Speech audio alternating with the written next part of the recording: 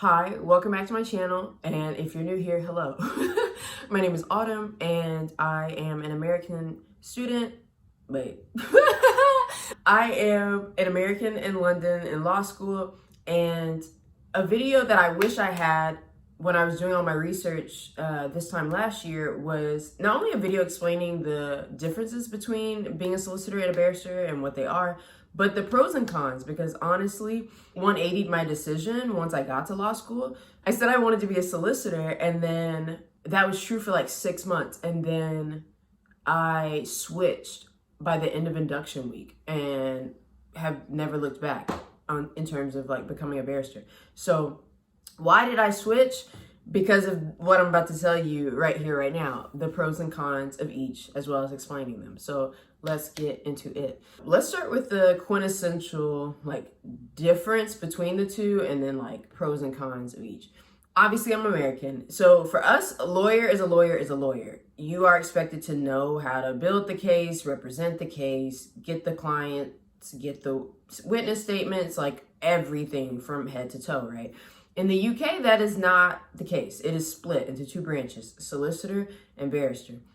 I know it's like that in some other countries around the world, but that really was a foreign concept to me. The best way to explain the fundamental difference is something a professor, or I don't know if it was a professor or former student, but somebody in the first week of induction said that you should consider the solicitor like your general practitioner or like overall doctor, and then the barrister is the specialist. That's like the orthopedist, the chiropractor, the optometrist, like the person whose sole like focus is this specific type of work. Consider that from a law angle. So a solicitor is the person that does all the like the things that you need before you would go to court, and like building the case, all the hands-on interactions with the client, and there's just much more paperwork, much more documentation, literally all the little steps.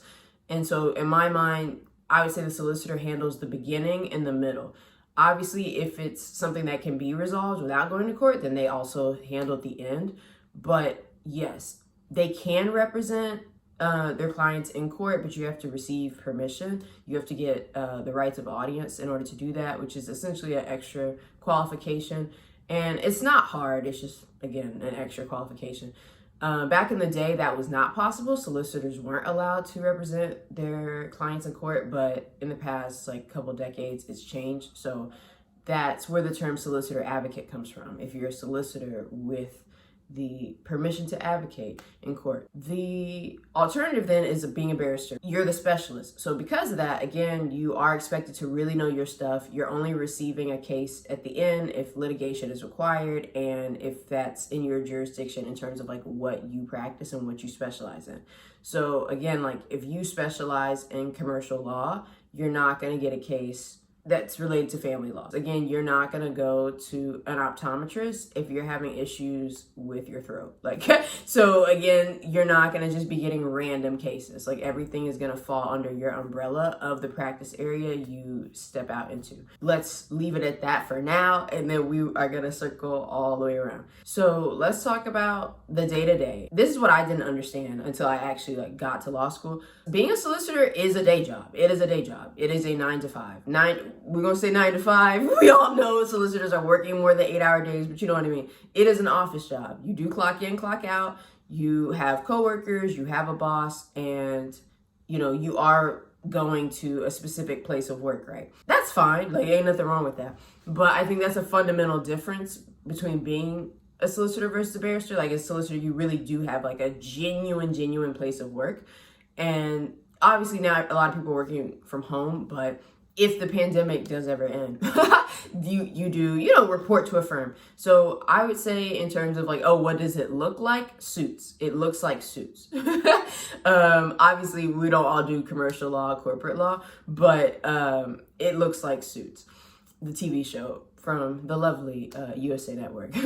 shout out to USA Network. And conversely, being a barrister, to me, looks like How to Get Away with Murder. We're not actually like murdering people, but her having an office like out of her home and like deciding what kind of practice she wants, and people coming to her like specifically looking for her expertise on certain things, in particular criminal law, is more aligned with what a barrister does. And, you know, she's only going to court.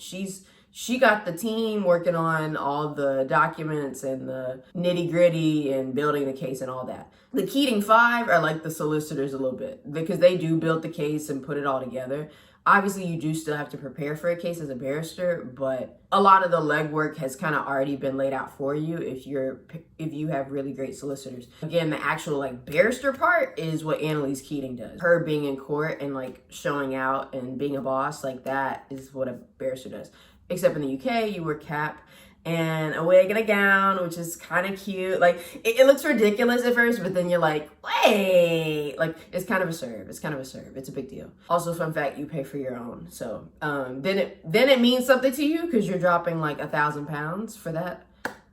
Maybe more actually, but yeah, that's a whole separate thing. But yes, that fit you see, it's not free. It's not free. She's expensive. And you got to keep up with it your whole career, like a backpack, like a name tag. So back to the day-to-day of being a barrister. Something I didn't realize till I really was like on the barrister path, and I heard it from like actual practicing barristers, is that you do spend a lot of time in court. Like, you are not just sitting around and like waiting for things to do. Like, you are sitting around in court, but again, you're at court. So, you know, for example, you'll have a case and you know it's going to get called that day. So you and the client have a time that you're supposed to go in before the judge and before the jury. But the thing is, it's not like you're doing a bunch of stuff with the rest of your day. Like, usually you're in court hours before that, or you're helping out your colleagues while you're at court and, you know, shadowing for certain things, looking out for something else. So you're not just like, oh, let me go run off to court and then I'll go back to the office. Like, no, it's like an all-day experience. I say that to say that pupillage then looks a lot like that. So we'll touch upon that, but pupillage is a lot of you not only handling stuff in the office, but usually like accompanying barristers to court. So if they're in court all day, so are you. You're only excused or pardoned if they tell you otherwise. So to me, that sounds fun. Others would prefer the solicitor path of being in the office and there's always stuff to do. Let me talk about the path and then the pros and cons. So the path to being a solicitor is law school, and then I always call it the qualifying year. It used to be the LPC, now it's the SQE, but essentially that's like you training up to get the certification of being a solicitor in a way. And then there's the apprenticeship, the vocational year, aka the training contract. Again, because of the SQE coming in, I don't believe you have to do a training contract anymore. Like, you're allowed to have other work experience count before you qualify as a solicitor.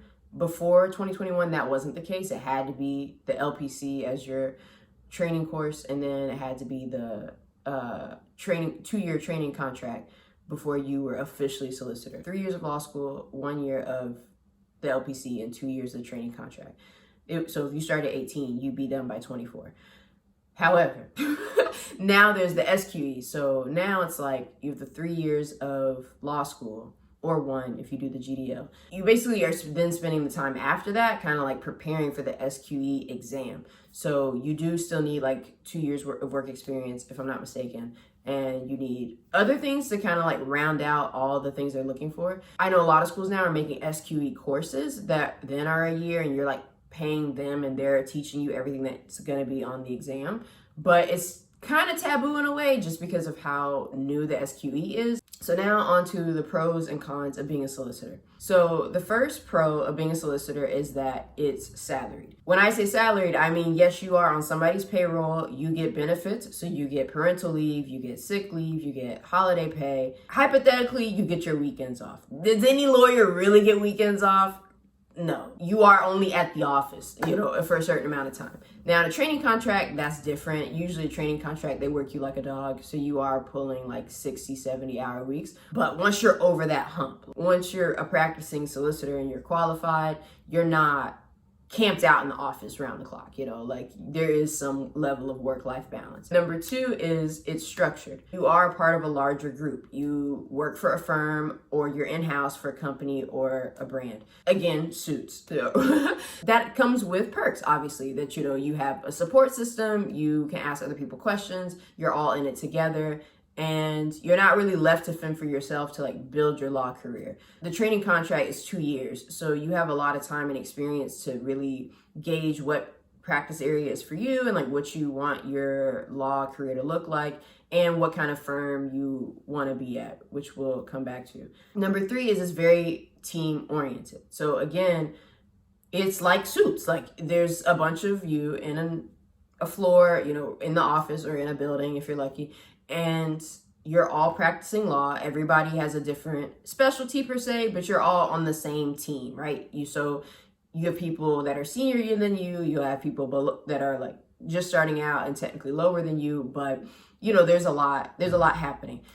This is where the term of like making partner comes into play. That partner is like at the top of the pecking order in a firm, but you don't have to work in a firm. If you're not working in a firm, again, you are in-house. So you could be the lawyer at a music company, the lawyer at a fashion brand, the lawyer at a startup or NGO.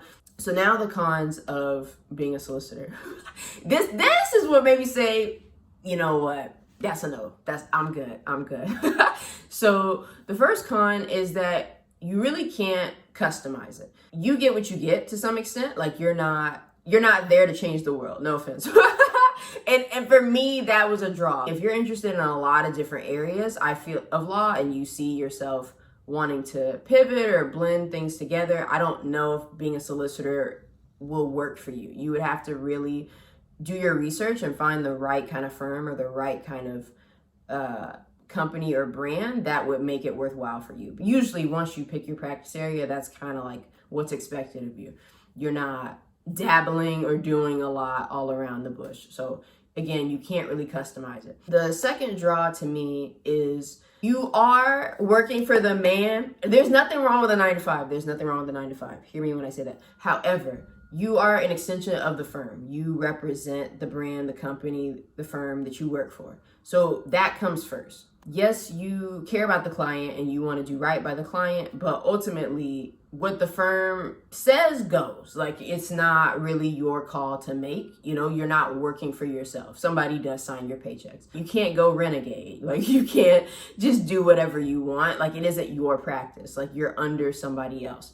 If you want to be in family law and you really care about like youth law, that's amazing. But you know, if you're a solicitor, it's not going to be strictly up to you whether you're only doing youth law cases. You know what I mean? Like you would be doing like the whole range of family law, and sometimes it may not include youth, or it could feel really far away from that. It's like you have to have an open mind, I guess, because you're not going to exactly get what you want out the gate. Being a solicitor makes that harder because again, it's their brand, it's their firm, it's their company. So, you know, you get what you get. You do what they tell you to do. And then number 3, which was something that I really struggled with, the last con is the experience is really varied because there are a lot of different types of firms. There's a lot of different companies, a lot of different brands. You could be a solicitor at one of the like big city firms and love it, or you could do that and actually despise it. And then there are like boutique firms, high street firms. Like there's just a whole range of different types of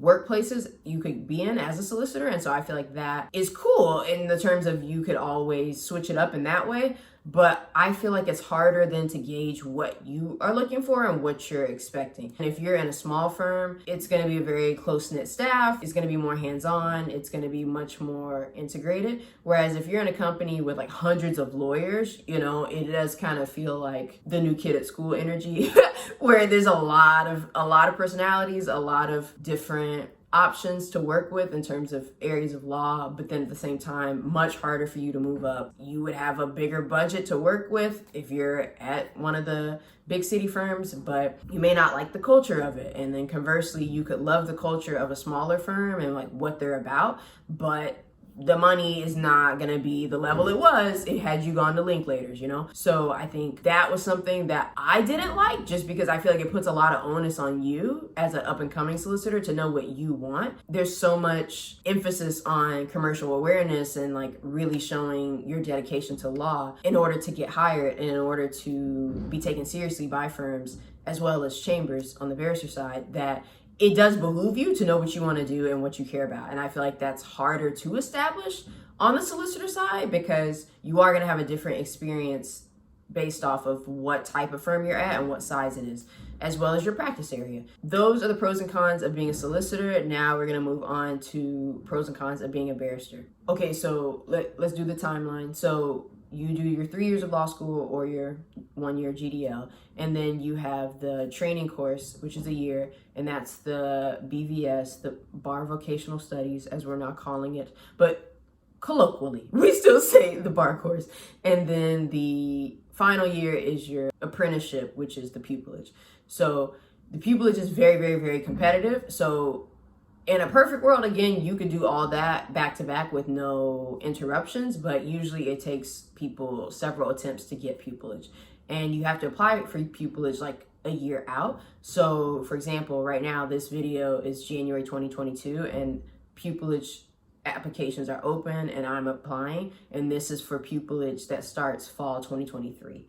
So again, if I and others do not get it, we got to figure out what we're doing fall 2023 and after, because when we apply January 2023, that's for like fall 2024, if that makes sense. Training contracts are the same way, but I will say with training contracts, there's like rolling deadlines. So you have a lot of opportunities to get something secured. Whereas with pupillage, it's all in the same part of the year. So you got to be about your business. After you complete pupillage, you have to like actually get hired by your chambers. They have to make you an offer. It's not automatic. So once they make you an offer, then period, you're a tenant, right? A chambers, again, is like an office. It's kind of like a startup type energy where, again, everybody's housed under the same office, but you pay X amount for that office space, you know. But again, you're not coming into chambers every day. You're not hanging out. You're not kikiing at the water cooler.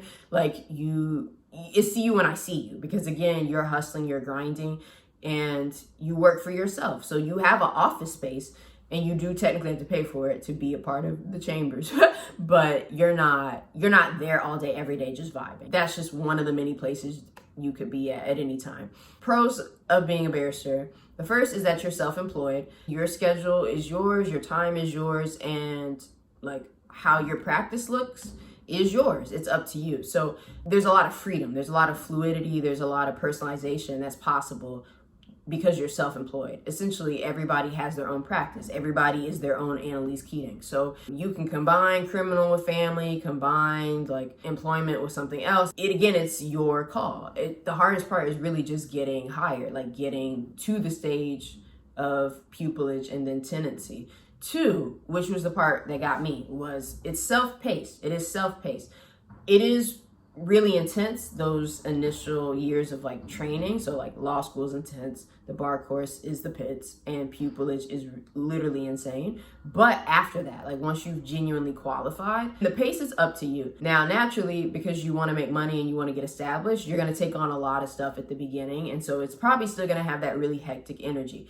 But because it's self-paced, you can say, okay, I want to take X amount of time off, X amount of months, and not take cases in that period, or say, oh, you know what, this is the time I want to travel, this is the time I want to take leave for myself, or I'm sick, and you could delegate accordingly. You run your own diary. Nobody's like, you need to come in and do If you say, I'm only working 9 months out of this year, that's your business. If you say, oh, I want like a year-long maternity leave, period, that's your business. If you say, oh, well, I'm a parent now, or I'm running another business, so I'm only going to be taking this number of cases on at a time, then period. That's kind of hot, because yeah, you get benefits as a solicitor, but they have a clock on them. They have a limit. You can't take infinite parental leave, infinite sick leave, holiday time, all that. Whereas as a barrister, if you don't make any money, that's low key on you, like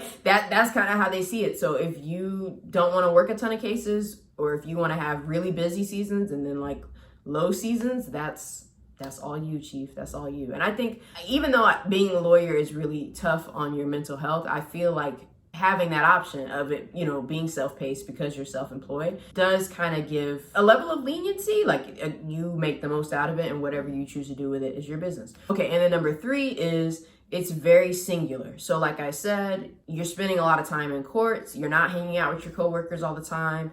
You're not like vibing. There's no lunch break. You know what I mean? Like, so it really is self-paced, self-led. And so because of that very fluid structure, it's a very like singular career. You will see your colleagues and you will see people you know through your network, both at your chambers and at your ends of court. The ends of court is essentially, I explain it as like the Hogwarts houses for British lawyers. Solicitors don't have this, but if you're a barrister, you have to pick a legal home, and there's 4 houses and you have to pick one, and you're like there for life. And so all the famous barristers are in different ones, and they all have a different culture, different emblem, different color scheme. They're all gorgeous though, so I will make a separate video about that at a later time. Anyway, I would say the biggest cons of being a barrister are, one, the lack of security. So again, because you're working for yourself, people don't know who you are. You're not established in law. Your practice hasn't really seen anything. It hasn't really done anything. So it takes a lot of time for you to actually become recognized, reputable, and respected to the point where you're making really good money nonstop. You literally just started out. So again, if you want to see an immediate payoff in terms of money, being a barrister is not it. But if you're willing to wait, work at it, make sacrifices, and stick with it long enough, then yes, it can be making you like 6 figures. But no, that's not the starting point. You may make that for a pupillage if you were working at a specific chambers, but no, you're not going to continue to make that out the gate. That's like years of practicing. You got to wait on that. It's a slow burn. Making good money as a barrister is a slow burn, all right? Number 2, I feel like going off of that, it's harder to get established, and that is concerning when you think about the seasons of your life. So again, I didn't intend to be a barrister when I applied to law school, and once I actually started law school and switched, I was like, ooh, wait, this barrister thing, like I started mapping out the timeline of my life a little bit, and I was like, how are we gonna pay for the wedding? If you're telling me it might take a while for this to be profitable, what's that mean for my dream wedding? What's that mean for becoming a parent? What's that mean for paying rent? Like you know what I mean? Like it changes things. But I will say, if you come to terms with that early on, you can like play your cards right when the time comes. You know, nobody can just kind of fall into being a barrister. It's something you have to actively choose and be willing to sacrifice for on a regular basis. So with that being said, I've made my peace with a lot of things in the past few months of law school that terrified me back when I applied almost a year ago. But now I'm like, oh, whatever. I still want to do this, and I'm all in, and I'm so passionate about it that I don't mind that we may be on the poverty line for some time. It's okay. It's okay. Con number 3 is the low retention rate. So if you're a caretaker or a parent or decide you need a break, that is definitely your prerogative. However, the barrister profession has a low retention rate for these reasons. You can only work so much, and if you have other things on your plate and other financial commitments, it may not be lucrative to be doing tons and tons of cases the way you were at the beginning. Because of that, I feel like that is why the barrister profession tends to be very white, very male, and very British. Even though I'm not even a barrister, just being in my school, I go to City, University of London, period. But anyways, I was very off-put that all my professors are British white men, for the most part, with the exception of like one woman. They don't do tenure here, but they're essentially tenured. They're not going anywhere. So the program has stayed the same for like decades, right? Unless somebody dies, literally. And that's cool to some extent that they're very consistent and reputable because they hire the best of the best and they keep them on. But then the con of that is there is kind of like a gap in terms of experience, because yeah, they've practiced law for a ton of time and they're really knowledgeable. But again, I have to take what a bunch of British white men who've been practicing for decades, I have to take that with a grain of salt as a Black woman who's an immigrant. Their path to being a barrister is going to look very different from mine, not only because of the age gap, but because of race, because of nationality, because of privilege, because of socioeconomics. So I would appreciate if I had access to more women in law and more lawyers that were Black and were of marginalized backgrounds. That would mean more to me. But you know, everything in its own time. I will say that with the ends of court, some are more diverse than others, and that's actually what swayed me about which ends of court, which inner court I wanted to join. And I mean, it's very white across the board. Like only 3% of lawyers in the UK are Black. So let's just put that out there. It was gonna be hard regardless, but typically the amount of women at the bar tailor off. I wound up switching for this specific reason. So if you take nothing away from this video, it's this. Actually sit with yourself and decide what you see for yourself as a lawyer, and like what kind of clients you want to have and what kind of environment you want to be in. Let me lean in since I'm losing light. That will actually answer your question of what kind of lawyer do I want to be and whether I want to be a solicitor or barrister, if you can like envision what you want for yourself and work backwards. Before starting law school, I feel like doing all the research was enough, but it wasn't until I actually got to London and got to induction week, hearing from actual professors and barristers and solicitors, where I realized, okay, that's a problem. I want to blend together certain things in law that have yet to really be done, and I felt like that wasn't actually going to be possible by me being a solicitor. And the difference I wanted to make was way more suited to being a barrister. Instead of me trying to work for decades and then create my own firm, I literally would be running my own practice. So then that meant that I had to like overcome certain fears and like, I guess, preconceived notions that I have about going to court and like public speaking and all this other stuff. But I feel like that's rewarding in a way. My goals then have forced me to face my fears. I thought I was cute going to a barrister school, being a solicitor. I was like, yeah, like you guys can't convert me. Literally by the end of induction week, I said, yeah, I'm gonna be a barrister. I hope this video has been really helpful. Answer some questions. Obviously, if you have questions, you can ask me on Twitter, Instagram, or in the comments below.